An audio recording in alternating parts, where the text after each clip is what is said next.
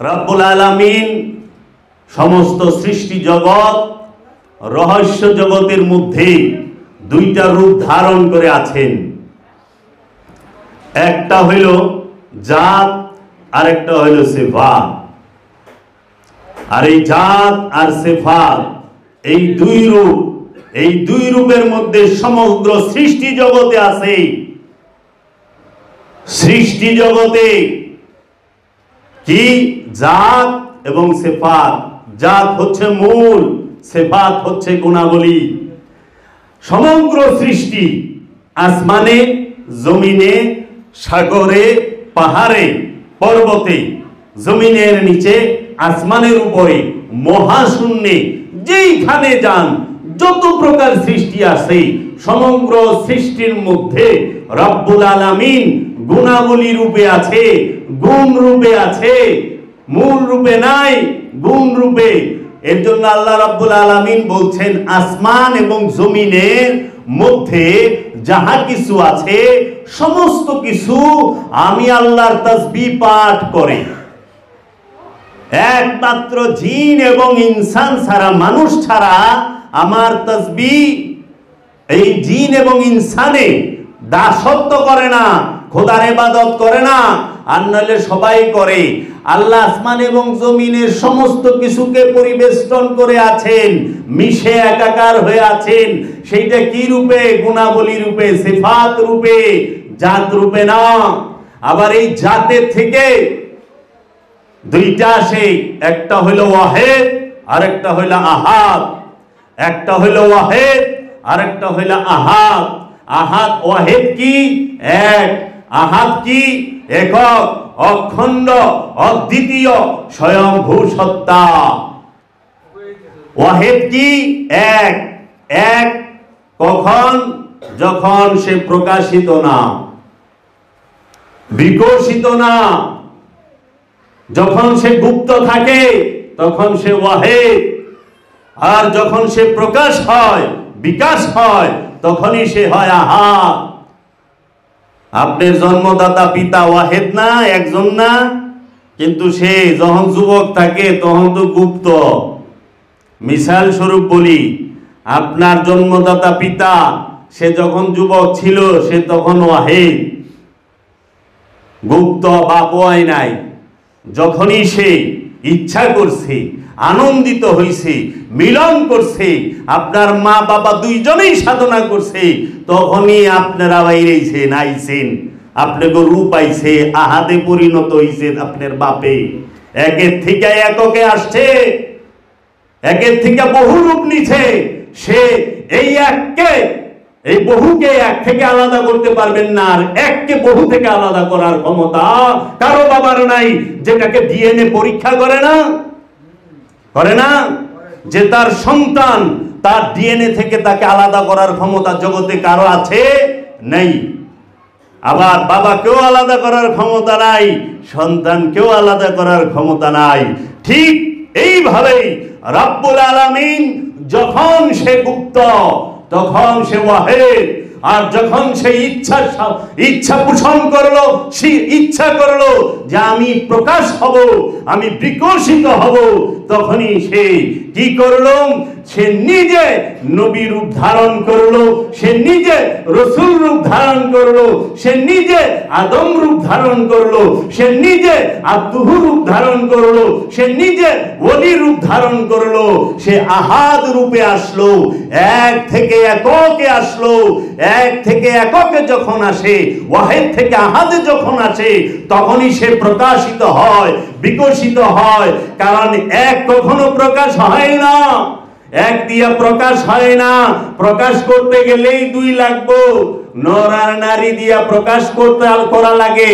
খালি নর দিয়েও প্রকাশ হয় না, শুধু নারী দিয়েও প্রকাশ হয় না। হয় রে বাবা, খালি লোহা দিয়া প্রকাশ হইব, আতুরটাও লাগবো বাইরানের লিগে। আতুর ছাড়া লোহা দিয়ে দাও বটি বানান যাইব না। তো এর জন্য আতুরও লাগে। অহনে যারা নাকি কয় খালি লোহাই প্রকাশ হইছে, বিকাশ হইছে, না, লোহা চকচকা হইছে আগুনে দিয়া পিটানের পরে। আপনারাও আইছেন আগুনে দিয়া পিটানের পরে।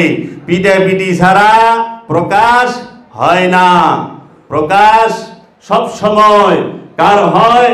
আহাদের। ওয়াহেদ সে সব সময় গুপ্ত, আর ওয়াহেদ এমন ভাবে গুপ্ত থাকে যে আপনার বুঝার ক্ষমতা নেই যে আপনার ভেতরে ওয়াহেদ এত সূক্ষ্মভাবে গোপন হয়ে রয়েছে।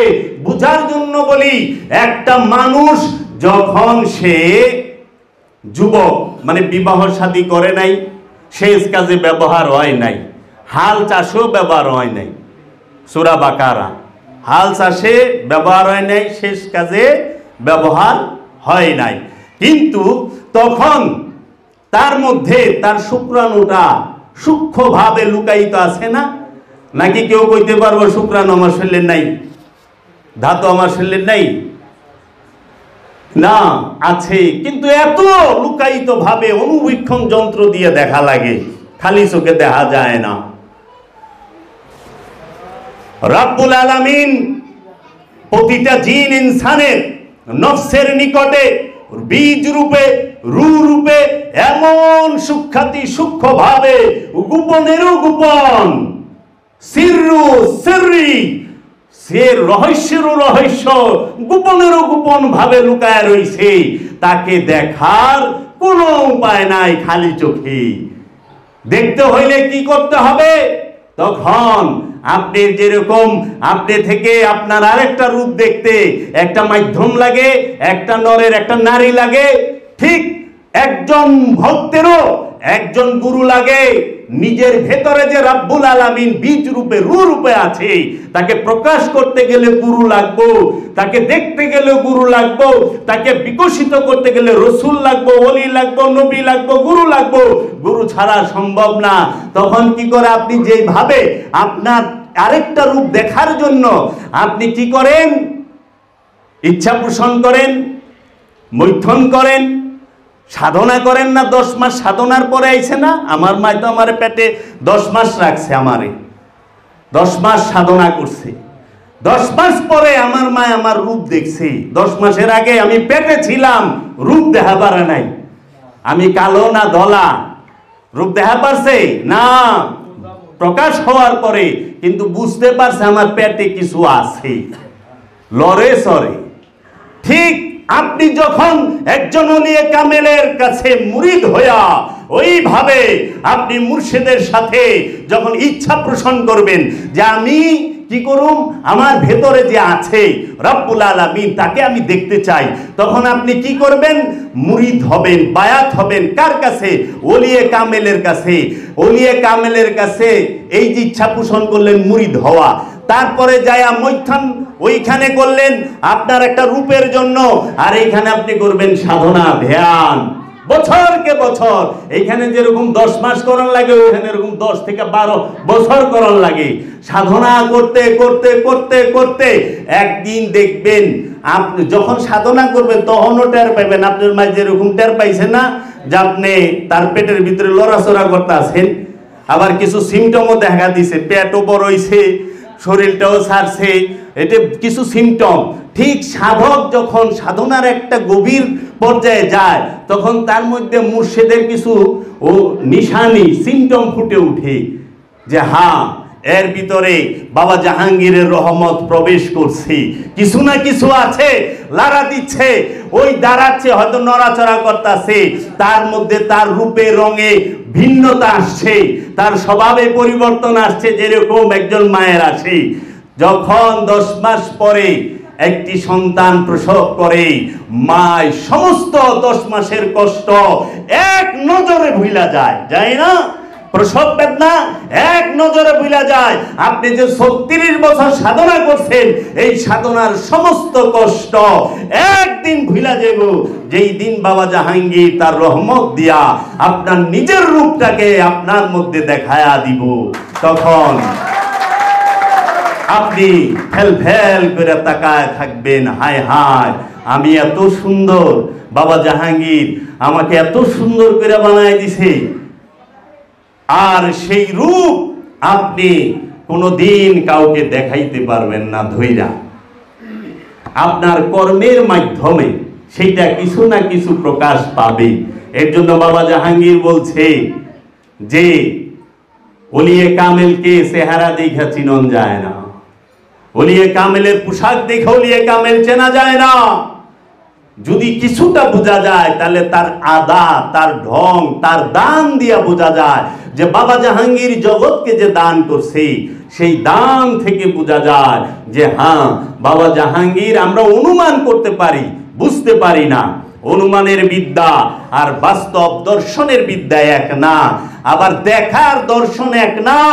যাই না রাখেন, দেখা আর দর্শন এক না। আমরা মনে করি দেখাটা দর্শন, না না, দর্শন আর দেখা দুইটা সম্পূর্ণ আলাদা।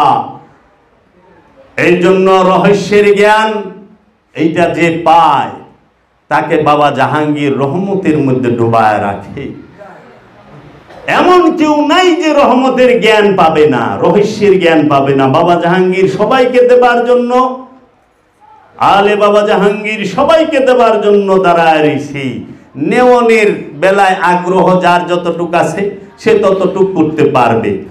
জাত আর সিফাত, জাত রূপে রব্বুল আলামিন সব জায়গায় নাই, সিফাত রূপে সব জায়গায় আছে। জাত রূপে কই আছে? 3 জায়গা, ইনসানের অন্তর, জিনের অন্তর, লামাকান। লামাকানে, লামাকানে আমরা কি কেউ গেছি? না। লামাকান কই আমরা জানি না। কিন্তু আমি তো ইনসান, আমার যে একটা অন্তর আছে, এই অন্তরে তো আমি খবর নিতে পারি, তাই না? তাহলে আমি অন্তরে খবর না নিয়ে আমি আল্লাহরে যদি আসমানে খুঁজি, আসমানে আল্লাহ থাকে? আল্লাহ কোথাও বলছে? আমাদের এত অধপতন, আমরা জান্নাত বানাইছি কোথায়? আসমানে। জাহান্নাম বানাইছি জমিনের ভিতরে, জমিনের নিচে। জাহান্নাম কই? মাটির নিচে। আর জান্নাত কই? আসমানের উপরে। এটা মেজাজি জান্নাতের কথা তারা বলে, কিন্তু না, হাকিকি জান্নাত ঠিকই আসমানের উপরে, হাকিকি জাহান্নাম ঠিকই জমিনের মধ্যে। আমি এটা বলবো না, জানা আছে, বলুন না। হাকিকি জান্নাত ঠিকই আসমানে, হাকিকি জাহান্নাম ঠিকই জমিনে। কিন্তু মেজাজি জান্নাত আসমানেও নাই, মেজাজি জাহান্নাম জমিনেও নাই। কেন? আরে জাহান্নামে শাস্তি দিব হচ্ছে নফসকে, জান্নাতে পুরস্কার দেওয়া হবে, জান্নাতের পুরস্কার ভোগ সবকিছু দিব নফসকে। নফস কি মাটির তলে যায় কোনোদিন? বলেন, কার নফসটা মাটির তলে ঢুকছে? যায় তো মানুষের দেহটা মাটির তলে, মরা লাশটা, মরা লাশটা মাটির নিচে যায় না কেন? মানুষের পচা গন্ধ হইল জগতের সেরা গন্ধ। যারা মানুষ পুরা পচা গন্ধ শুনছে তারা বলতে পারবো, সহ্য করা যায় না। আচ্ছা, ওখানে আপনি হিন্দু যারা আছে তাকে তো পুরাই দিল, তাকে শাস্তিটা কেমনে দিবেন? তারা কোন দেহ হলে জান্নাতে ঢুকবো, জাহান্নামে ঢুকবো বলেন? আচ্ছা, অনেক জায়গায় আছে পানিতে ভাসায় যায়, কবরই হয় নাই। আগের দিনে সাপে কাটলে ভেলায় করে বাসায় দিত না, সাপে কাটা লাশ মরলে মাছে মুছে ঠুকরায় খায়া ফেলাইতো। স্বাধীনতা যুদ্ধের সময় হাজার হাজার লাশ, মানুষের মরা দেহ শগুনে ঠুকরায় খায়া ফেলাইছে, শিয়ালে খাইছে, কুকুরে খাইছে, খায় নাই?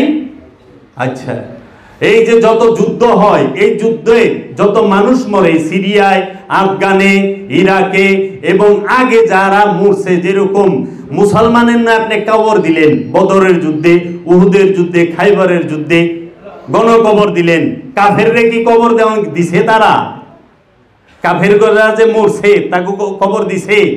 আকবরের আমলে, সম্রাট আকবরের সময় যুদ্ধ হয় নাই? মুঘল আমলে যারা সিপাহী মরছে তাকে কয়জনরে কবর দিছে? আর যেটা দেন গণকবর, এই যে করোনার মধ্যে কে কারে কবর দিছে? সব তো গণকবর মারছে। কেউ এই কবরের ভিতরে, এই যে মাটির নিচে যে ঢুকলো, এইটা কেন? যেন গন্ধ না ছুটে, পরিবেশ নষ্ট না হয়। কিন্তু নফস ঠিকই ঢুকে জাহান্নামে, নফস ঠিকই ঢুকে জান্নাতে। এর জন্য বাবা জাহাঙ্গীর বলছে, যার যে জান্নাতে বাস করে তার লেগে সবকিছু জান্নাত, যে জাহান্নামে বাস করে তার লেগে সবকিছু জাহান্নাম। যার ক্যান্সার হইছে তার সারা শরীরেই ব্যথা, একই ভাবে অমুক জায়গায় ব্যথা নাই। সর্বঙ্গে ব্যথা ছড়ায় যায়। আর যার শরীর সম্পূর্ণ সুস্থ তার সর্বশরীরে কোনো ব্যথা নাই।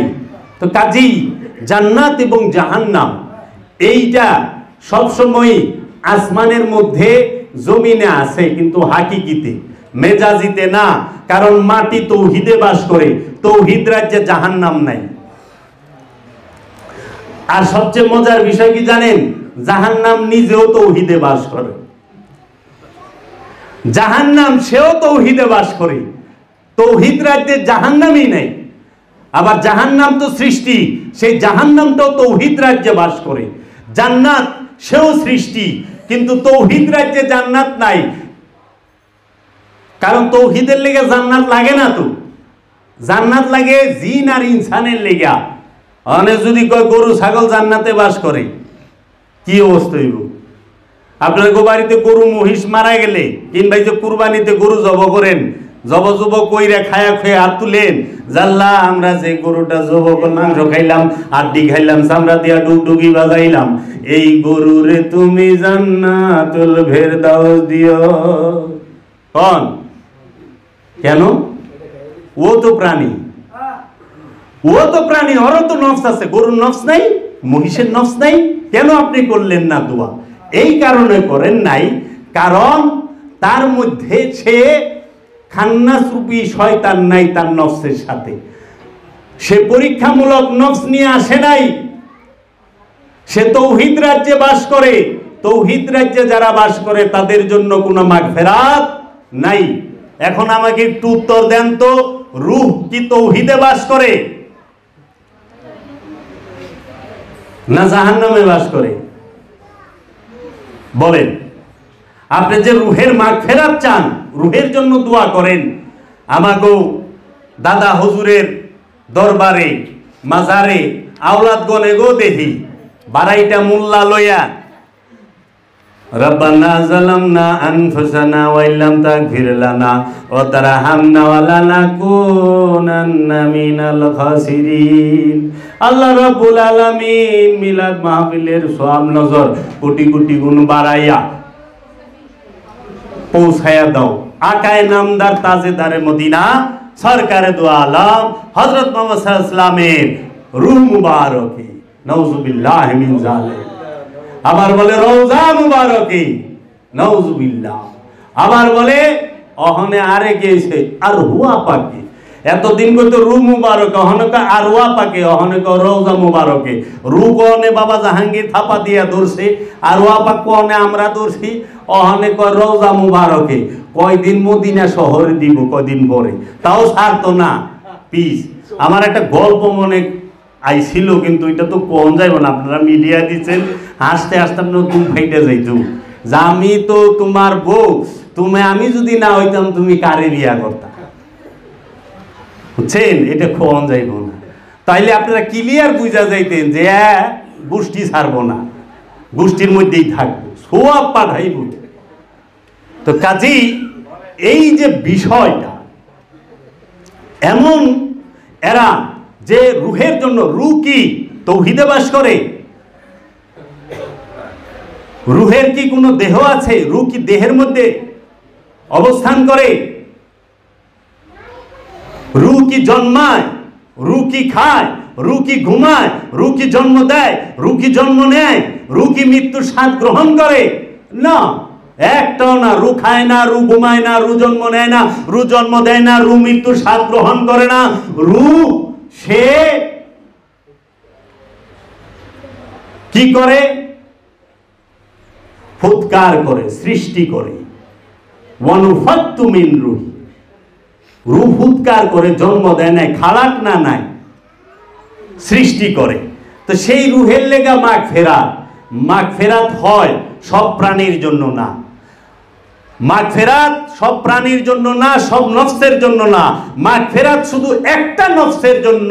সেই নফসটা হইল যেই নফসটা কি নফসে আম্মারার অধিকারী, খান্নাত যুক্ত যে নফস, তার জন্য মাগফিরাত। কিন্তু নফসে মুতমাইন্নার জন্য মাগফিরাত নাই। নফসে মুতমাইন্নার জন্য যদি কেউ মাগফিরাত চায়, সে কুরআন দর্শন বিরোধী কথা কয়। কারণ জান্নাতীর জন্য কোনো দোয়া নাই যে জান্নাতীর জন্য দোয়া আছে, আল্লাহর বান্দার জন্য কোনো দোয়া নাই। কুরআন বইলা দিতেছে, ইয়া আইয়াতুহান নাফসে মুতমাইন্না ইরজিই ইলা রাব্বিকি রাদিয়াতাম মারদিয়া ফাদখুলি ইবাদি ওয়াদখুলি জান্নাতি।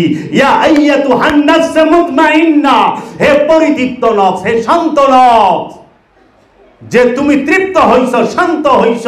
কখন পরিতৃপ্ত হয় নফস, কখন শান্ত হয়? যখন কামনা থাকে না, শয়তান থাকে না, কাম থাকে না। যার মধ্যে লোভ নাই, যে নফসের মধ্যে লোভ থাকে না, যে নফসের মধ্যে অহংকার থাকে না, হিংসা থাকে না, কাম থাকে না, ক্রোধ থাকে না, অহংকার থাকে না, কামনা খান্নাস রূপী শয়তান থাকে না, সে হয় তৃপ্ত। এর আগে কেউ তৃপ্ত হইতে পারে না, শান্ত হইতে পারে না। এর জন্য যে নফস শান্ত হয় তার জন্য জান্নাত, আর জান্নাতীর জন্য মাগফিরাত নাই। আল্লাহ আগে কইতেছে, তুমি আমার বান্দার মধ্যে প্রবেশ করো, তারপরে জান্নাতে প্রবেশ করো। তো যে জান্নাতে, তারে আবার কি দোয়া করবেন? আল্লাহ হের একটু জান্নাত দিয়ে দাও। আর আমাদের লেগিয়া গুয়াই রাহা দোয়া, ওই যে সর্বরোগের মহা ঔষধ কালিজিরা আছে না, আর সর্বরোগের ঔষধ আতুইরা ডাক্তাররা কি দেয়? প্যারাসিটামল 2 বেলা। কয় স্যার ক্যান্সার হয়েছে, ডাক্তার সাহেব ক্যান্সার, কয় প্যারাসিটামল 2 বেলা। কয় পাইলস হয়েছে, কয় প্যারাসিটামল 2 বেলা। কয় জন্ডিস, কয় তাও প্যারাসিটামল 2 বেলা। মানে সবার লেগে দোয়া। আসতো মুমিন মুসলমান তাম দুনিয়ার যত মুমিন মুসলমান কবরে শহীদ আছে, আল্লাহ রাব্বুল আলামিন যত পীর ওলি গাউস কুতুব আব্দাল আরিফ যত নবী রাসূল গুজরায় গেছেন, তাদের সবাইরে সওয়াব পাঠায় দেন। নবীর সওয়াবের দরকার হইল কেমনে, রাসূলের সওয়াবের দরকার হইল কেমনে, ওলির সওয়াবের দরকার হইল কেমনে? এই যে বিষয়গুলো বলে, এই যে বিষয়গুলো বলে, এগুলাই তো কোরআন বিরোধী বিষয়। যে যার চরিত্র পশুর থেকেও নিকৃষ্ট, সে ওলিয়ে কামেল রে গালি দেয়, ওলিয়ে কামেলের ভুল ধরে। আত্মসমালোচনা আমি জানি না, আমি যে কত জঘন্য আমি নিজে জানি না, কিন্তু আমি জানি আপনারা সবাই জঘন্য। আপনারা সবাই জঘন্য এটা আমি জানি, কিন্তু আমি যে জঘন্য এটা কিন্তু আমি জানি না। আমি নিজে একটা বড় ধরনের জানোয়ার হইয়া আমি আনোয়ার রেগাই লেভেল দিয়েছি। তো বর্তমানে দেখা যায় অনেক জানোয়ারে আনোয়ার রেগাইলা বুঝে না। আপনি শিখছেন, কতখানি শিখছেন, কি শিখছেন, কোন পর্যন্ত শিখছেন?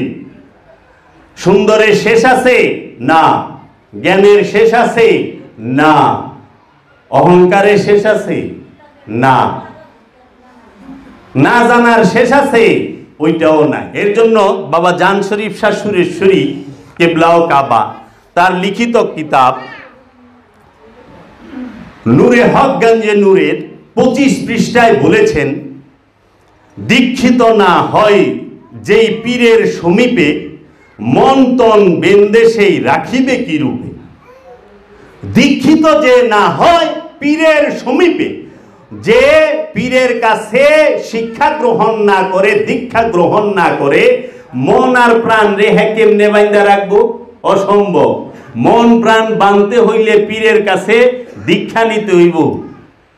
যদি বই পইরা মন আর প্রাণ রে বান্ধন যাইতো, তাইলে পরে অক্সফোর্ড ইউনিভার্সিটির বড় বড় প্রফেসররা আও করে শিখার পারতো না, আর অনেক পিএইচডি আলারা আত্মহত্যা করতো না। অন্তত বহুত পিএইচডি আলারা আত্মহত্যা করছে, করে না? তো পিএইচডি আলারা আত্মহত্যা করে কেমনে? না পিএইচডি করছে, সর্বোচ্চ ডিগ্রিধারী, কি ব্যাপার? আত্মহত্যা তো হতাশার থেকে করে। বিদ্যা কি মুক্তি দিতে পারে? বিদ্যা কখনো মুক্তি দিতে পারে না, কিতাব কখনো মুক্তি দিতে পারে না, বই কখনো মুক্তি দিতে পারে না। কিছু দলিল শিখাইতে পারে, কিছু তর্ক শিখাইতে পারে, কিছু আবার ভালো আছে, রাস্তাও দেখাইতে পারে।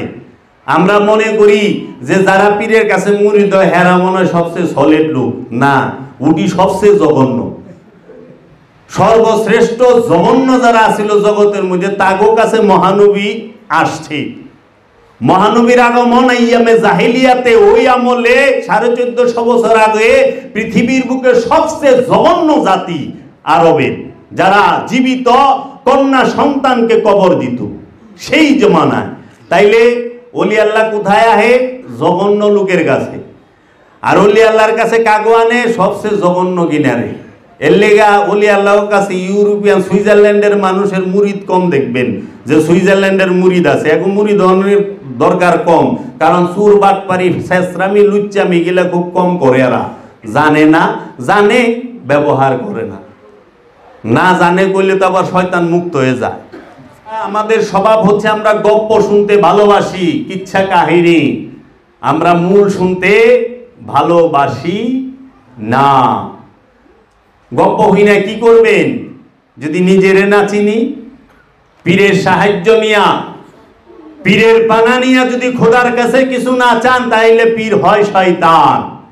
আর শয়তান দমে দমে দাগা দিবে আপনাকে, প্রতি মুহূর্তে মুহূর্তে আপনাকে দাগা দিবে কে? শয়তান। শয়তান পাছার মধ্যে সুরসুরি দেয় না, শয়তান বুগল তলায় সুরসুরি দেয় না, শয়তান কানে সুরসুরি দেয় না, শয়তান কাতুকুতু শরীরে দেয় না, শয়তান কাতুকুতু দেয় মনের মধ্যে, ইন্দ্রিয় অনুভূতির মধ্যে, ইন্দ্রিয়ের মধ্যে কাতুকুতু দেয়। ছায়া তো রইছেন ডাগর ডাগর চোখ দিয়া, ছায়া থাকেন না, কিন্তু কি ভাবেন এইটার দিকে খেয়াল করেন। ছায়া রইছেন ওই দিকে খেয়াল করেন না, যে আমি তারে দেখে কি ভাবতাছি, তাকে নিয়ে কি ভাবতাছি, তাকে কোন দৃষ্টিতে দেখতাছি, সেইটা পাইবেন। ছায়া রইছে, এর জন্য ওলি আল্লাহরও ফেল ফেল করে ছায়া থাকে, আবার ভিলেনেরও ফেল ফেল করে ছায়া থাকে। ছায়া একই, কিন্তু দৃষ্টি দুই প্রকার। অনেক ভিলেন গো নাম করলে ভিলেনরা রাগ করা পারে। ওই যে অনেকে আমারে খুব গাইলে ইউটিউবে, তা আমি তো কিচ্ছু কই না ফেসবুকে। তো একজনে কই কি মিডিয়া তো লেখছে, কয় বাঞ্চতে কি বকা কিনা চোখে দেখে না, ও কি কমেন্ট পড়ে না, এমনি কয়। তা ওইটা আমার কাছে মজার, কারণ আমি ওইটা দেখি না। আর দেখি ওর কোনো গুরুত্বই নাই, ওর গুরুত্ব দিলে সেনু গুরুত্ব পাইব। আপনি কেন তাকে গুরুত্ব দিতে যাইবেন? তার তো গুরুত্বই নেই। আমার এক মুহূর্ত সময় নাই তরলে ফসল বারানে। নওয়াজ সুলতানুল হিন্দ খাজা বাবাকে বলছে না, হে গরিবে নওয়াজ, আপনি এজিদ সম্পর্কে একটু বলেন, আপনি এজিদ সম্পর্কে একটু কিছু বলেন। তখন খাজা বাবা বলছে যে আমি ইমাম হুসাইন আলাইহিস সালাতু ওয়াস সালামের প্রেমে মহব্বতে এমন ভাবে ডুইবা রইছি, এজিদ সম্পর্কে ভাবার কোনো সময়ই নাই, সময়ই নাই। আমি বাবা জাহাঙ্গীরের মহব্বতে, বাবা জাহাঙ্গীরের দর্শন নিয়ে এমন ভাবে ডুবে আছি, কে গাইলাইলো কে জুতা মারলো দেহার সময় নাই। আসসালামু আলাইকুম। আপনার উপরে আল্লাহর রহমত বর্ষিত হোক। আর অনেকে দেখি সব সময় কামান রেডি থাকে, খালি কেউ কিছু কইলে কাজ দিলে সাথে সাথে আক্রমণ, ঝাঁপায়া পড়ো। 70,000 সৈন্য ঝাঁপায়া পড়ো। ঝাঁপায় পড়া মানে ওকে দাম দেওয়া, কোনো দাম নাই তোর আমার কাছে। সামনে আইছেন, চিনি, সালাম আলাইকুম, চিনি না, কিচ্ছু নাই, তাফাত যাও, নিকলো ইহা আছে। এইটি তো কাজেই যারা মহানবীর প্রেমিক তারা সবাইরে কদর করবার যায় না, কারণ সত্য সবার সাথে আপোষ করে না, সত্য সবাইকে খুশি করতে পারে না, সত্য সবাইকে খুশি করতে যায়ও না। সত্য তেল মারা জানে না, সত্য করাতের মতো যাইতেও কাটে আইতেও কাটে, যাইতেও কাটে আইতেও কাটে। করাত দেখছেন না সমিলে, যাই দেখবেন যাইতেও কাটবার লইছে আইতেও কাটবার লইছে। সত্যটা হইলে এইরকম, সত্য পরতিতা। এর জন্য বাবা জাহাঙ্গীর অনেক সত্য যাই নাও, সত্য দেখাও বাবাই না দেখার ভান করে বসে আছে, ক্ষমা করছে, ছাড় দিছে, ছাইরা দেয় নাই। বাবা জাহাঙ্গীর ছাড় দিতে জানে, ছাইরা দিতে জানে না। সময় হলে ধরা হবে সবাইকে। যে যাই বলেন সাবধান, সাবধান, কারণ বিজ্ঞান প্রযুক্তি অগ্রসর হচ্ছে। এই আগের দিনের ইংলিশ পড়লে হাবিয়া দুজকে যাইবা, ওখানে যে মোল্লায় কইব জুতা দাও ওখানে পিটাইব। কিন্তু আগে তো 60 নলের মৌলবী কারি ইব্রাহিম বুঙ্গা লাগায়া কইছে। আগেকার দিনের মাইসে সব করে প্যান্ট শার্টও পিন্দা পারে নাই।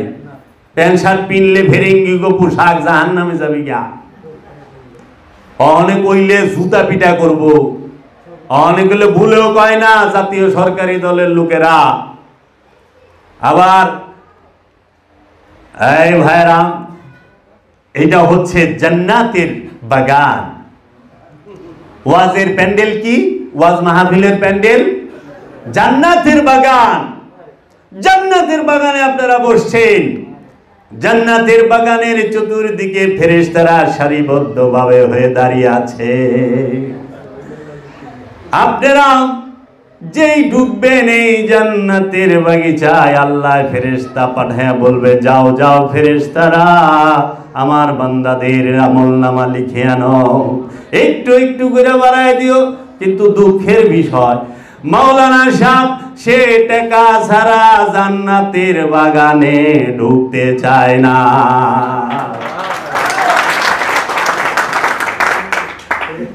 মাহফিল, ওয়াজের প্যান্ডেল, জান্নাতের বাগান, জান্নাতের বাগিচা, কিন্তু এই জান্নাতের বাগানে কোন বক্তা, কোন মাওলানা সাহেব ঢুকতে চায় না টাকা ছাড়া।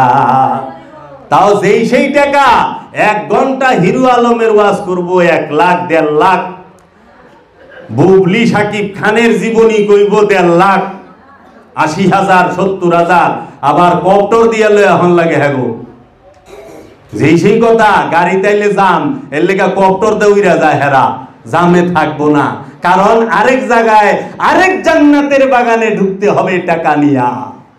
আমরা টাকা দিয়া ঢুকি জান্নাতের বাগানে, কারণ ওয়াজ মাহফিল করাইতে তো চান্দা দেওয়ার লাগে, আমাগো বাস দেওয়ার লাগে, টাকা দেওয়ার লাগে। আমরা জান্নাতের বাগানে ঢুকি টাকা দিয়ে, আর ইমা বক্তা সাহেব টাকা ছাড়া জান্নাতের বাগানে ঢুকবা ছানা। এর লেগা সবাই কইলে জান্নাতের বাগানে কি করে না, মাগনা মাগনা ঢুকে না, টাকা লইয়া ঢুকে। এগো হাল কি গো, কই যাইবেন? ও মাওলানা সাহেব কি খবর আপনি? এখন তো টাকা ছাড়াই যাহান সিজন আইছে, বড় বড় আল্লাহ মাগো করলে পাওয়া যাইব না। মানে ডিসেম্বর জানুয়ারি ফেব্রুয়ারি মার্চ তুরি পাওয়া যাইব না।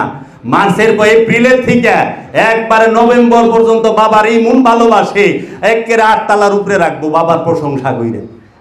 এগিনেই দান্দাবাজ, এগিনে যে হেরে যাইব এলাকাটা পচা হালাই।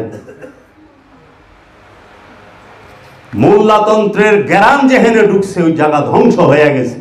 একটু খুঁজলে দেখবে ফকিরি থাকে না, কারণ ভিতর বড় তো হিংসা। কি করব? প্রেমিক হিংসের কাছে থাকে না, প্রেমিক সইরা যায়, জঙ্গলে জায়গা। তো কাজী এই জান্নাতের বাগানে যারা টেকা লইয়া ঢুকে, এগো কথা শোনার দরকার আমার অন্তত নাই। মুনাজাত করার পরে পেট বইরা আপনি খাইলেন, পকেট বইরা টাকা নিলেন আপনি, আর আমারে না খাওয়াবাদ পাঠাইলেন সোয়াব দিয়া। তা আপনিও সোয়াব লইবার যান, আপনিও সোয়াব লইবার যান। কোন এক মুমিন আরেক মুমিনের ভাই, এক মুমিন যদি গরু জব করে, আরেক মুমিন জানি ওখানে যায় খায়। হেরাই ওয়াজ করে, এগো কিতাব বুঝাই। তাইলে আমি যদি হুই না সোয়াব লয়ে যায় পারি, তা আপনি কইয়া সোয়াব লয়ে যায় পারবেন না কেন? আমার পোলারে কইবেন মাদ্রাসা স্কুলে পড়াইছে, আর আমার আপনার পোলারে পড়াইবেন ইংলিশ মিডিয়ামে। এটা কোন ফকিরি আর কোন আলেমগিরি? না, হয় না। সবাই রে শিক্ষা দিতে হইব। এর জন্য বাবা জাহাঙ্গীর হচ্ছেন সত্য প্রকাশকারী।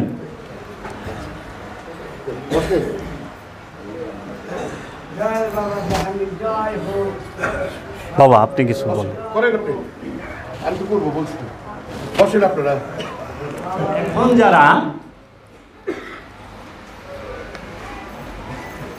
এই তামাম দুনিয়ার মুমিন মুসলমানের সোয়াব পাঠায়, মুমিন মুসলমানের, আপনি যায়েন আমন্ত্রণ লইল বড় বড় উরসে, দেখবেন বড় বড় মৌলবীরা মাইক লাগায়া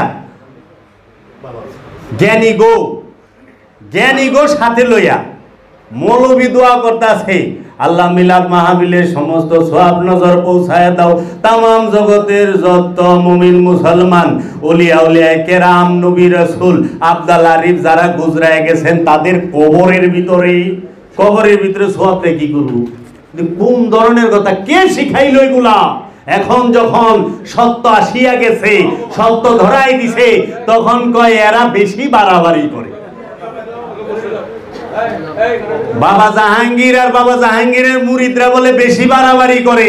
বেশি বাড়াবাড়ি করে না, যেটা হাকিকি সত্য সেইটা বলে বাবা জাহাঙ্গীরের মুরিদেরা, বাবা জাহাঙ্গীরের ভক্তরা, বাবা জাহাঙ্গীরের আওলাদেরা, বাবা জাহাঙ্গীর নিজে। কারণ এই সমস্ত স্বীকৃতি, সমস্ত জ্ঞান বাবা জাহাঙ্গীরের, সমস্ত গুণ বাবা জাহাঙ্গীরের, সমস্ত কিছু বাবা জাহাঙ্গীরের।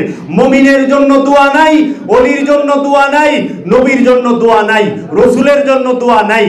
দোয়া হইল যে নফসে আম্মারার অধিকারী নফস, তার জন্য। যে নফস তৌহিদে বাস করে, যে নফস তৌহিদ রাজ্যে বাস করে, সেই নফসের জন্য দোয়া নাই। যদি সেই নফসের জন্য দোয়া থাকতো তাইলে হিয়াল কুত্তে ভেড়া বকরি মরণের লেগিয়া দোয়া করাইতে করাইতে মৌলভী সাহেব 12টা বাইজা 13টা ঝুলা যাইত। কারণ মানুষের মরার দোয়াই তো শেষ হয় না।